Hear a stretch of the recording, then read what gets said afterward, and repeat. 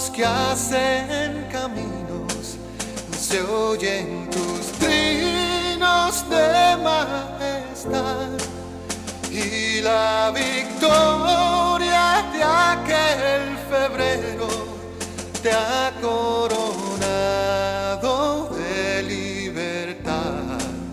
Cantan tus valles, ríos y mares, mi patria hermosa siempre será.